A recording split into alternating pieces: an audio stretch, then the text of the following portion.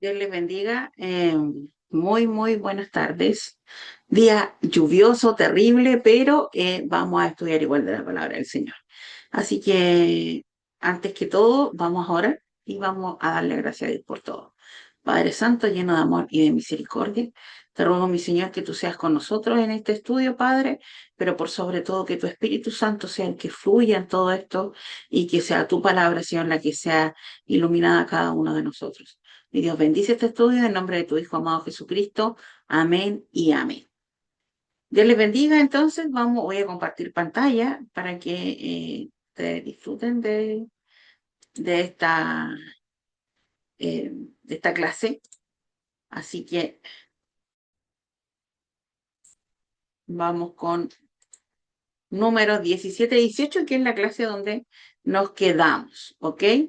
Así que eh, números 17 y 18 tiene una línea de historia, en realidad muy conectada con lo que ya estábamos viendo.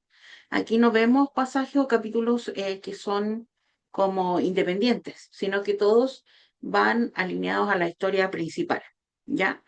Entonces, tenemos números 17 y 18. Aquí el número 17 en sí es cortito, pero eso no quiere decir que no tenemos harta sustancia en él, sino que está absolutamente conectado también con 16 y con el 18. Así que vamos a tomar estos dos capítulos en conjunto para el estudio de hoy. Número 16, el pueblo cuestiona la autoridad de Dios que había establecido. Ahí sabemos que existe la rebelión de Coré, porque Coré y sus seguidores desafían el sacerdocio de Aarón, perdón, y por sobre todo había una intención de parte de ellos de igualarse. Y obviamente ellos querían este sacerdocio porque también ellos eran santos. En ese aspecto, Coré tenía toda la razón. El pueblo de Israel es considerado santo, pero obviamente cada cual tiene diferentes roles y funciones.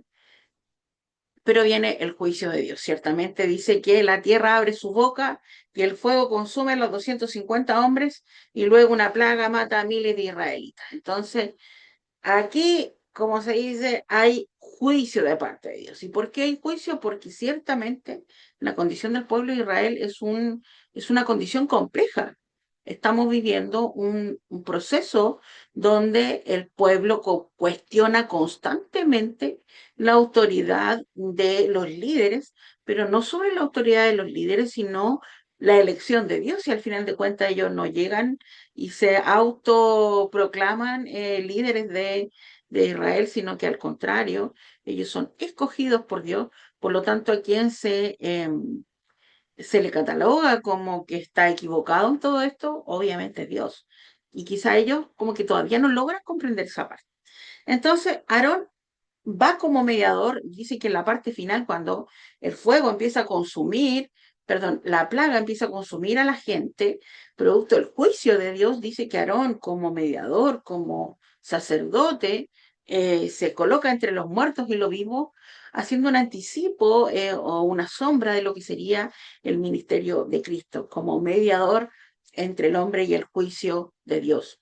Y entonces surge una pregunta inevitable. ¿Habrá quedado claro para el pueblo quién era el sacerdote escogido por Dios? Vamos a ver quién Levíticos, perdón, Números 17 todavía no estaba claro. La respuesta es todavía no. Por eso Dios realiza una última demostración. Así que vamos y nos introducimos a Números 17.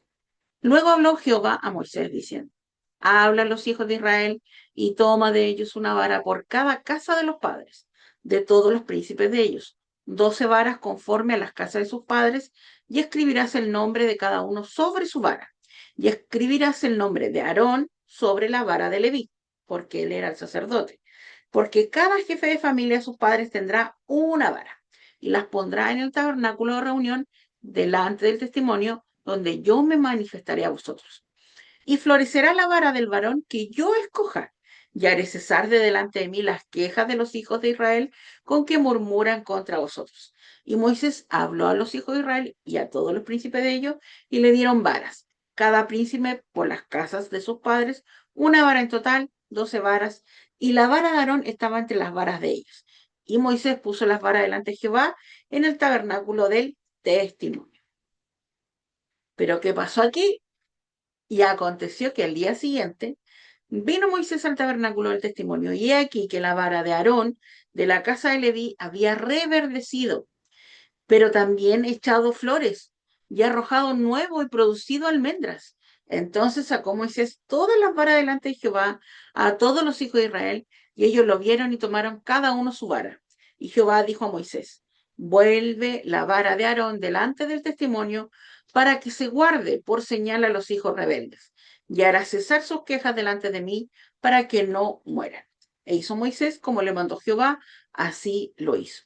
Entonces los hijos de Israel hablaron a Moisés diciendo: he aquí, nosotros somos muertos, perdidos somos, todos nosotros perdidos. Cualquiera que se acercare, el que viniera al tabernáculo de Jehová, morirá. ¿Acabaremos por perecer todos? Buena pregunta que quedó ahí en el tintero. Pero sigamos entonces. Ahora, vemos que esto es número 17. Es muy cortito, pero es muy potente. Sucede algo que es preciso. Ahora, ¿qué hace Dios? No castiga, sino lo que viene a realizar es una confirmación. Después de tanto juicio, Dios concede una evidencia visible para que nadie vuelva a discutir quién fue elegido. Es interesante notar que Dios no dice porque Aarón es mejor, ni tampoco porque pertenece a una familia superior. El argumento siempre es: yo lo escogí. Por lo tanto, la autoridad del sacerdocio es producto de la elección divina. No nos compete a nosotros eh, poder llegar a cuestionar esa elección, solo Dios sabe por qué lo hace y para qué lo hace. Así que tenemos que tener cuidado con ese punto. Ahora, es parte de la naturaleza del ser humano buscarle, como diríamos coloquialmente, las cuatro patas del gato. Pero en realidad lo que quería Dios era justamente hacer esta confirmación para que el pueblo lo tuviera claro, que no vieran más mínima intención de reconocer de que habían sido ellos autoproclamados líderes o autoproclamados sacerdotes, sino que directamente habían sido escogidos por Dios. Ahora, ¿cuál es la estructura de este capítulo? Dios manda a traer 12 varas, los vemos entre el verso 1 y el verso 7. Cada tribu entrega una vara era el bastón del jefe de cada tribu. Representaba obviamente autoridad, liderazgo, identidad familiar, y sobre cada vara debía escribirse el nombre del príncipe y sobre la de Leví, Aarón. ¿Por qué? Porque era el sumo sacerdote. Había 12 varas, porque José está representado por Efraín y Manasés, mientras Leví ocupaba su lugar sacerdotal. ¿Ya? Importante considerar lo siguiente, y es algo que tenemos que recordar. Eh, las varas era algo muy común de utilizar en esa época y tenían una representación. Representaban autoridad y liderazgo, por lo tanto, cada una de las tribus, habitualmente los líderes tenían estas varas, que era un palo de madera que estaba seco. Es como cuando usted va al campo, saca una vara, la deja ahí y después la ocupa habitualmente. No es algo que tenga vida, es algo muerto, ¿no? Ahora, Dios promete una señal, en el verso 5 lo podemos ver con una frase clave, que la vara del varón que yo escoja florecerá. Por lo tanto, Dios ya había dado el tenor o la forma en que iba a demostrar cómo iba a utilizar esta vara. Entonces, una prueba imposible. Una vara no era una rama viva, como les contaba, era un palo seco, algo muerto. Había sido separado del árbol hace mucho tiempo y era humanamente no podía producir vida. Así decir. Ahora, ¿qué sucede? La vara florece, lo vemos en el verso 8. Y aquí ocurre uno de los milagros más hermosos del Pentateuco. No solamente brotó, Moisés usa cuatro verbos: la vara reverdeció, echó brotes, produjo flores y dio almendras maduras. O sea, en toda una noche hubo una explosión sobrenatural de vida. O sea, revivió, echó brotes, produjo flores y además dio almendras maduras. ¿Quién es el único que puede hacer eso? Dios, porque Él es el Dios soberano. Él es el Dios de todo, es el creador. Ahora, ¿por qué un almendro? Y esto es un detalle muy bonito y que me pareció muy llamativo también de aprender. El almendro era el primer árbol que se despertaba después del invierno, era símbolo de vigilancia y de un nuevo comienzo, y en hebreo existe un juego de palabras muy conocido: chaquet, almendro, y choquet, vigilar.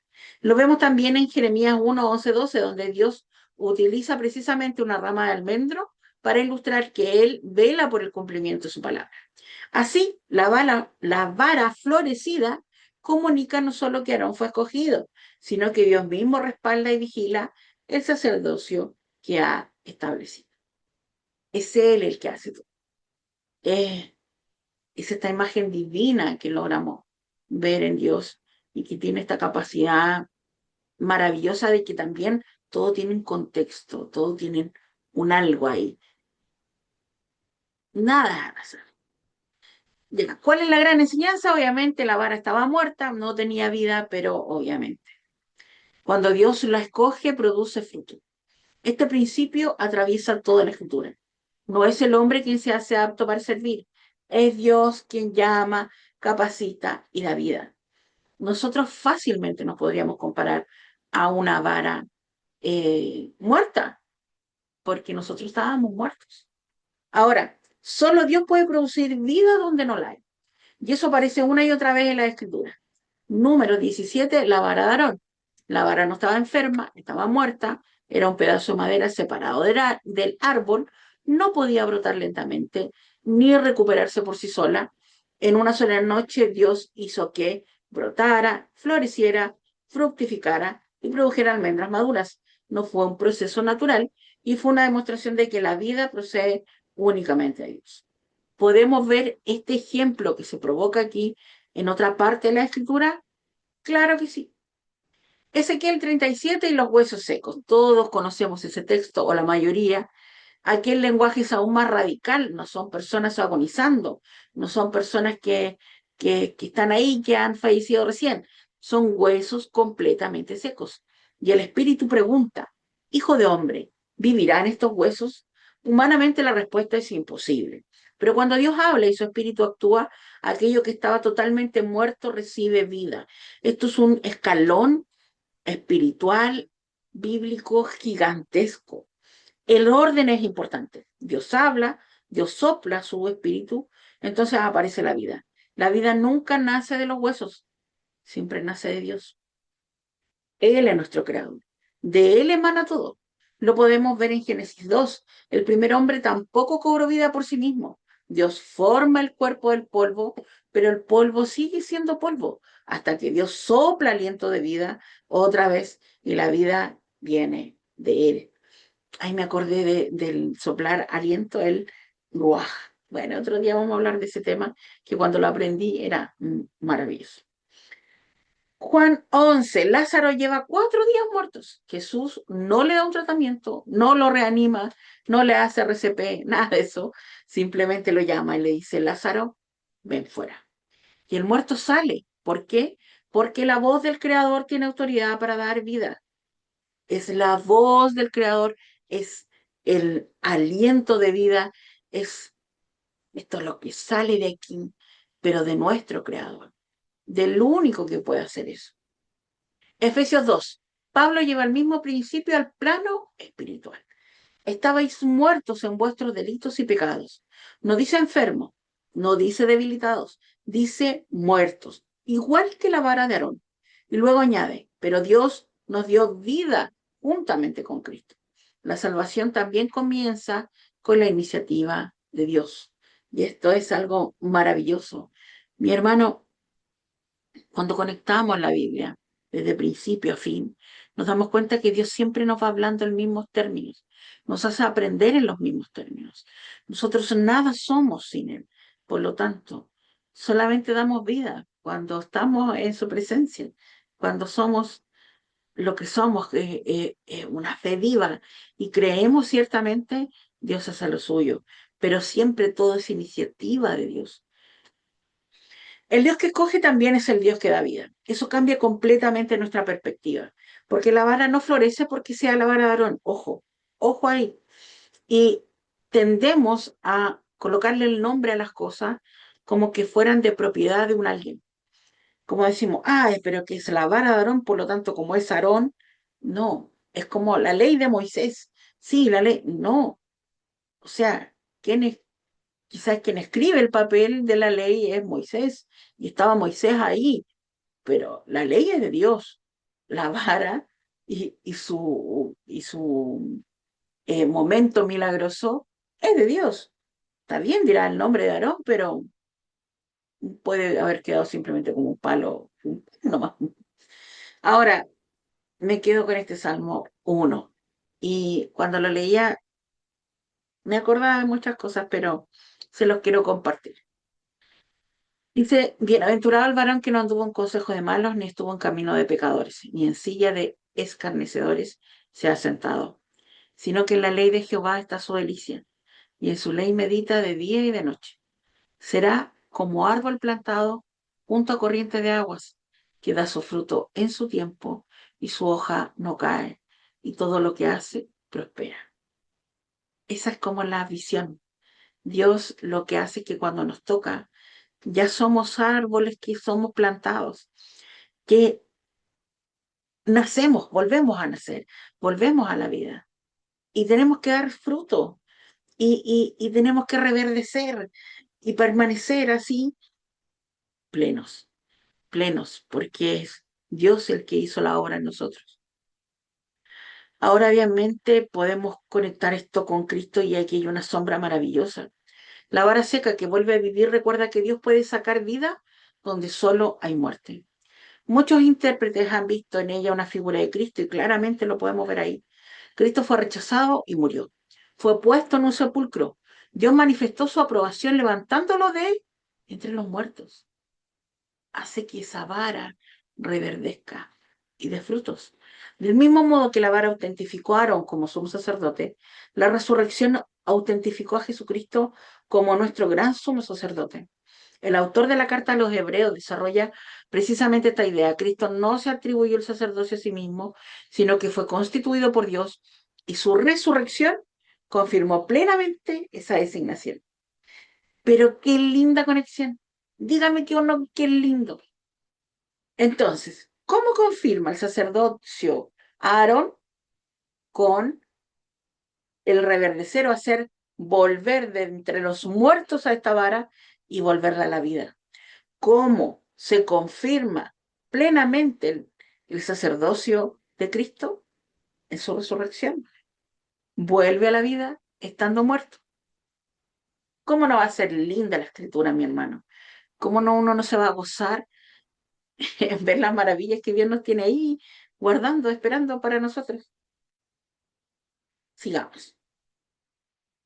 Oh, creo que se me había pegado. Ay, sí.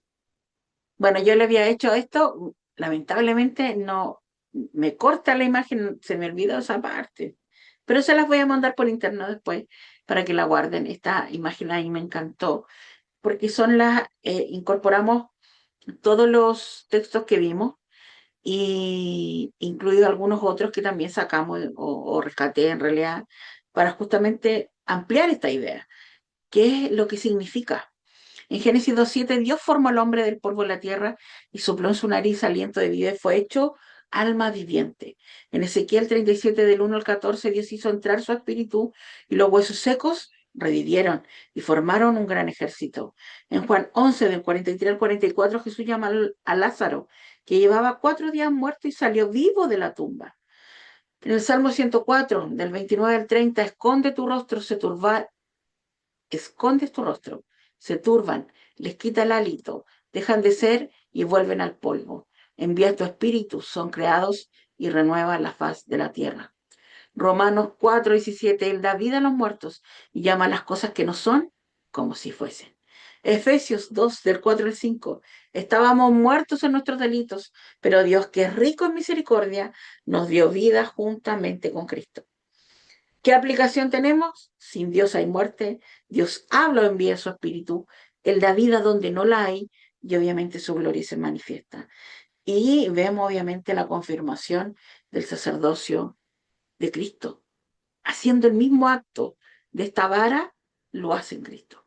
Número 17, la vara de Aarón estaba seca, pero delante de Dios floreció, dio fruto y produjo almendras. No tenía vida en sí misma, la vida vino de Dios, porque solo Él produce vida, donde no la hay. Así que, mi hermano, como no gozarnos con esto, ustedes saben que yo vuelo con la palabra del Señor. Y ahí tenemos presente lo que es número 17, uno de los textos más maravillosos, creo yo, y donde vemos cómo se confirma el sacerdocio de Aarón. Es algo visual, es algo que constantemente Dios hace, algo que todos puedan percibir, todos puedan ver. Cuando el mar se abre, cuando la roca se parte y llega la peña, cuando está la nube y cuando está el torbellino, vemos que es una representación visual del poder de Dios. Sigamos con el 18, a ver si les tinca para seguir avanzando en la palabra del Señor. Y dice así, y Jehová dijo a Aarón, tú y tus hijos y la casa de tu padre contigo, llevaréis el pecado del santuario, y tú y tus hijos contigo llevaréis el pecado de vuestro sacerdocio. Y a tus hermanos también, la tribu de Leví, la tribu de tu padre, y es que se acerquen a ti y se junten contigo, y te servirán. Tú y tus hijos contigo serviréis delante del tabernáculo del testimonio, y guardarán que tú órdenes y el cargo de todo el tabernáculo. Mas no se acercarán a los utensilios santos ni al altar, para que no mueran ellos y vosotros. Se juntarán pues contigo y tendrán el cargo del tabernáculo de reunión. En todo el servicio del tabernáculo, ningún extraño se ha de acercar a vosotros, y tendréis el cuidado del santuario y el cuidado del altar, para que no venga más la ira sobre los hijos de Israel. Porque aquí yo he tomado a vuestros hermanos los levitas de entre los hijos de Israel, dados a vosotros en don de Jehová, para que sirvan en el ministerio del tabernáculo de reunión. Mas tú y tus hijos contigo guardaréis vuestro sacerdocio en todo lo relacionado con el altar y del velo adentro, y ministraréis. Yo os he dado en don el servicio de vuestro sacerdocio, y el extraño que se acercare morirá. Entonces, ¿qué aparece ahora en el capítulo 18?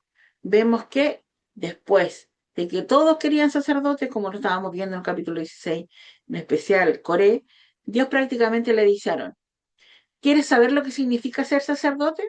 Entonces escucha todo lo que tendrás que cargar. Está bien. Es como una manera de decir, ¿sabes qué? Tú eres el escogido. Aquí no estamos hablando de méritos, simplemente yo te escogí, pero el escogerte implica responsabilidades. Y estas son las responsabilidades. Las primeras palabras, tú, tus hijos y la casa de tu padre llevaréis el pecado al santuario. No comienza hablando honores, comienza hablando de responsabilidades. Observación, en el capítulo anterior todos querían el cargo, ahora Dios le explica el peso del cargo. Hay una enorme diferencia entre desear autoridad y aceptar responsabilidad. Muchos quieren cargos, y eso pasa hoy día dentro de las iglesias. Muchos quieren cargos, pero no todos están ya no aceptar la responsabilidad que eso conlleva, porque significa tiempo, significa carácter, y no es fácil. Eh, no es fácil cuando Dios te escoge eh, entender que es de Él emana todo. Ahora, si es por tener autoridad, hay muchos que pueden ser jefes y patrones, pero aquí hay responsabilidad, y la responsabilidad tiene un carácter mayor. La responsabilidad implica que todo lo que tú hagas tiene una consecuencia, y tú tienes que hacerte cargo de esas consecuencias, cargo de, ¿cómo se dice? Si se rompe un vaso, y hacerte responsable de reponer el vaso, de hacer que las cosas vuelvan a su estado, porque tú te hiciste responsable de lo que quedó a tu cargo, no siendo tú culpable de las cosas naturales que puedan suceder, porque pudo haber alguien, pum, haber roto el vaso, y no fue tu culpa, pero sí es tu responsabilidad haberte preocupado que nadie le pegara el vaso, y segundo, en reponer el vaso. De eso se trata la responsabilidad. Cada uno debe permanecer en el lugar que Dios le asignó. Aquí Dios vuelve a separar funciones. Los levitas ayudan, los sacerdotes ministran. No todos hacen lo mismo. No porque uno valga más, sino porque Dios distribuye funciones diferentes. Esto responde directamente al pecado de Coré. Coré quería borrar las diferencias establecidas por Dios, pero Dios lo reafirma, porque los levitas en sí tenían funciones específicas. Lo vimos dentro de los primeros libros de Números, donde claramente ellos tenían y sabían que una parte se dedicaba al tabernáculo, otros tenían que preocuparse de los enseres, del traslado de las cosas, etcétera. Entonces, nada es al azar, mis hermanos. Para Dios, nada es al azar. Acercarse a Dios tiene límites santos. Eso lo estamos viendo entre el 5 y el 7 de los versos. Varias veces aparece la expresión para que no vuelva a haber ira. ¿Por qué? Porque el pecado de Coré demostró que acercarse incorrectamente a Dios trae juicio. La santidad de Dios no cambia, tampoco cambió ni mutó. Lo que cambia es que ahora existe un ministerio ordenado para proteger el pueblo. Los sacerdotes no solo sirven a Dios, también preservan la vida del pueblo. Y eso es algo que tenemos que entender, aunque se nos torne un poquito difícil. Sigamos con el capítulo 18. El capítulo 18 es un poquito más extenso, pero va ajustándose perfectamente con lo que estábamos viendo del capítulo 17. Dijo más Jehová a Aarón: he aquí yo te he dado también el cuidado de mis ofrendas. Dice: todas las cosas consagradas de los hijos de Israel te he dado por razón de la unción y a tus hijos por estatuto perpetuo. Esto será tuyo de la ofrenda de las cosas santas, reservadas del fuego para toda ofrenda de ellos, todo presente suyo y toda expiación por el pecado de ellos y toda expiación por culpa de ellos que me han de presentar será cosa muy santa para ti y tus hijos. En el santuario la comerás, tu varón comerá de ella, cosa santa será para ti. Esto también será tuyo, la ofrenda elevada de los dones y toda la ofrenda mecida de los hijos de Israel he dado a ti, a tus hijos y a tus hijas contigo por estatuto perpetuo. Todo limpio en tu casa comerás de ello, de aceite de mosto y de trigo, todas, todo lo más escogido, las primicias de ellos, que presentará de Jehová para ti, las he dado, las primicias de todas las cosas de la tierra de ellos, las cuales traerán a Jehová serán tuyas, todo limpio en tu casa comerás de ellas. Todo lo consagrado por voto en Israel será tuyo, mas todo lo que abre matriz, toda carne que ofrecerán a Jehová, así de hombre como de animales, será tuyo. Pero harás que se redima al primogénito del hombre. También harás redimir el primogénito del animal inmundo. De un mes harás efectuar el rescate de ellos conforme a su estimación, y por el precio 5 siclos, conforme al ciclo del santuario, que es de 20 jeras, más el primogénito de vaca, el primogénito de oveja y el primogénito de cabra, no redimirás. Santificados son. La sangre de ellos rociarás sobre el altar y quemarás la grosura de ellos en ofrenda encendida en olor grato a Jehová. Y la carne de ellos será tuya, como el pecho de las ofrendas mecidas, como la espaldilla derecha será tuya. Todas las ofrendas elevadas de las cosas santas que los hijos de Israel ofrecieron a Jehová, las he dado para ti, para tus hijos y para tus hijas contigo, por estatuto perpetuo. Pacto de sal perpetuo es delante de Jehová, para ti y tu descendencia contigo. Y Jehová dijo a Aarón: de la tierra de ellos no tendrás heredad, ni entre ellos tendrás parte. Yo soy tu parte y tu heredad en medio de los hijos de Israel. Este es un texto un poco más largo porque va desarrollando y empieza a esquematizar o a ordenar todas las ofrendas y todo lo que debían recibir, qué partes se iban a ofrendar, como se dice, y otras que se iban a recepcionar, obviamente, como ellos como levitas. Como sacerdote tenían derecho aparte de lo que se iba a entregar como ofrenda. Después de hablar de responsabilidades, Dios habla de sustento. Las ofrendas pertenecen a los sacerdotes, no como un salario, sino porque Dios mismo provee para quienes dedican toda su vida al tabernáculo. Yo soy tu parte y tu heredad. Las demás tribus recibirán tierra, Aarón recibe algo mejor, recibe a Dios mismo. El mayor regalo de Dios es Dios. Sí, lo encuentro genial. Sigamos y aquí, sí creo que no me falta nada, sí. Y aquí yo he dado a los hijos de Leví todos los diezmos en Israel por heredad, por su ministerio, por cuanto ellos sirven en el ministerio del tabernáculo de reunión, y no se acercarán más los hijos de Israel al tabernáculo de reunión, porque no lleven pecado por el cual mueran. Más los levitas, para que no lleven pecado por el cual mueran. Más los levitas harán el servicio del tabernáculo de reunión, y ellos llevarán su iniquidad. Estatuto perpetuo para vuestros descendientes, y no poseerán heredad entre los hijos de Israel, porque a los levitas he dado por heredad los diezmos de los hijos de Israel, que ofrecerán a Jehová en ofrenda, por lo cual les he dicho, entre los hijos de Israel no poseerán heredad. ¿Por qué los levitas reciben el diezmo? Y este punto lo vamos a dejar súper claro. Número 18-21 dice, he aquí yo he dado a los hijos de Leví todos los diezmos en Israel por heredad, o sea, por herencia. La razón aparece inmediatamente. ¿Por qué? Por su ministerio. Es decir, el diezmo no es presentado primero como una obligación del pueblo, es presentado como la provisión de Dios para quienes sirven permanentemente en el tabernáculo. Recordemos que los levitas no recibirían tierras cuando Israel entrara a Canaán. Las demás tribus vivirían de sus campos y los levitas vivirán del servicio. Ellos la distribución de lo que iba a ser la tierra prometida no reciben tierra específica, como el resto va a recibir algo por aquí, algo por allá.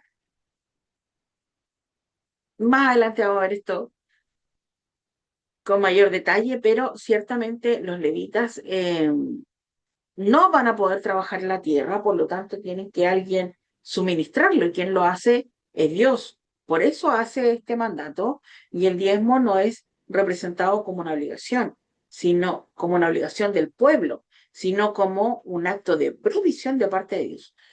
Obviamente el pueblo debía hacerlo, pero es como, ¿cómo lo podemos ejemplificar? Tenemos dos personas en la casa. Una trabaja y la otra está en casa. Pero la que está en la casa se va a dedicar a hacer los quehaceres domésticos, se va a preocupar de hacer el almuerzo, de limpiar las ollas, de lavar la loza, de lavar la ropa. Pero el otro se va a dedicar a producir, va a ir a trabajar y va a salir todos los días. Aquí no estoy ejemplificando nada familiar para que no se malentienda.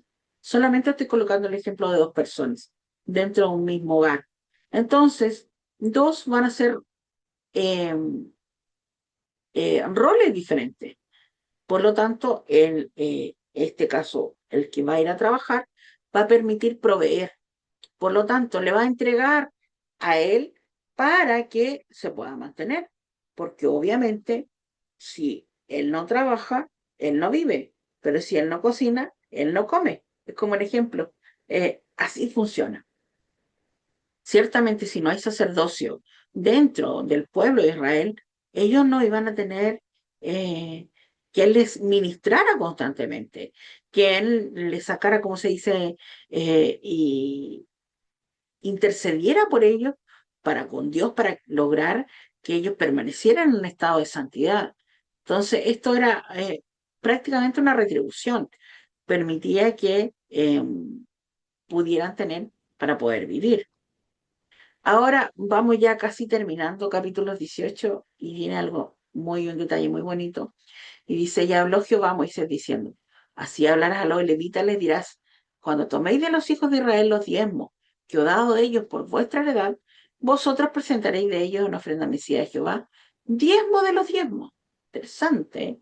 Bueno, eso lo hemos visto antes, pero aquí vamos a detallar otras cosas. Y se os contará vuestra ofrenda como grano de la era y como producto del lagar. Así ofreceréis también vosotros ofrenda a Jehová todos vuestros diezmos que recibiréis de los hijos de Israel. Y daréis de ellos la ofrenda de Jehová al sacerdote Aarón. De todos vuestros dones ofreceréis toda la ofrenda a Jehová. De todo lo mejor de ellos ofreceréis la porción que ha de ser consagrada. Y les dirás, cuando ofreciereis lo mejor de ellos será contado a los levitas como producto de la era y como producto del lagar. Y los comeréis en cualquier lugar, vosotros y vuestras familias, pues es vuestra remuneración por vuestro ministerio en el tabernáculo de reunión. Y no llevaréis pecado por ello cuando hubiereis ofrecido la mejor parte de él, y no contaminaréis las cosas santas de los hijos de Israel, y no moriréis. Ahora, entre el versículo 26 y el 29, Dios les dice, cuando recibáis el diezmo, ofreceréis de él el diezmo para Jehová. Es decir, ellos también conocen que todo proviene de Dios. Así que no podían decir, como vivimos del diezmo, nosotros no damos. No, ellos también adoran, ellos también ofrecen y ellos también reconocen la soberanía de Dios. Levítico introduce el principio de lo que los diezmos pertenecen a Dios. Lo vimos en Levítico 27, del 30 al 33. Pero Deuteronomio desarrolla otros aspectos relacionados con los diezmos y las fiestas.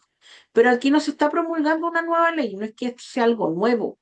Se está aplicando esa provisión al contexto posterior a la rebelión. O sea, se está aplicando lo que Dios mandó a hacer y que lo habíamos visto en Levítico. Primero Dios habla de la carga del sacerdocio, del 1 al 7. Después habla de la provisión para el sacerdote, que lo vemos del 8 al 20. Y finalmente habla de la respuesta de gratitud de los levitas, del 21 al 32. Es decir, responsabilidad, provisión y adoración. Ese orden importa mucho. Los levitas no diezmaban para ganarse el favor de Dios, diezmaban porque ya habían recibido de él. O sea, ya habían recibido, ellos entregaban. ¿Qué entregaban? Lo mejor.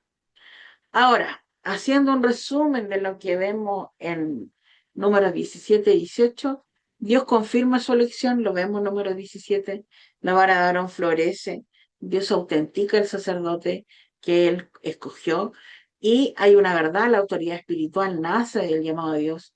Dios establece el servicio ya rectificado, como se dice, perdón, confirmado. Aquí hace una misión de decir, ya, esta es la misión, yo ya los eh, confirmé dentro de toda la iglesia, como se dice, dentro de toda la congregación, dentro de todos los hermanos, ahora tienen una responsabilidad, eso no se queda ahí. Entonces, oh, no es que yo llegue y diga, yo ya soy Aarón, yo soy el más capaz, yo soy el sumo sacerdote y todo lo demás, no queda ahí. Entonces el sacerdocio no es un privilegio, es una responsabilidad. Servir a Dios implica obediencia y santidad y cuidado por su pueblo. Y Dios sostiene a quienes le sirven. Números 18, 21 al 32. Dios provee para sus siervos y ellos responden con gratitud. Recordemos que todo proviene de Dios, todo, absolutamente todo. Así que esto son dos capítulos que son muy intensos, pero donde podemos aprender mucho.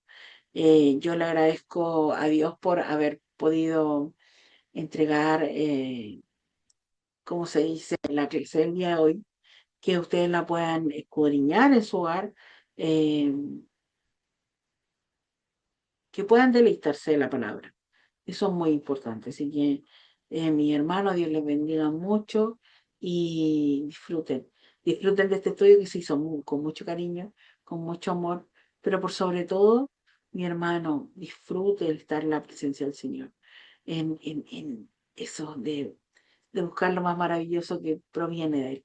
Que Dios les bendiga, no se les olvide hacer sus tareitas, así que yo se las voy a mandar también por este otro medio, por interno, así que Dios les bendiga mucho, lo amo en el Señor y que podamos disfrutar en otro momento de nuestras clases de manera presencial. Dios les bendiga.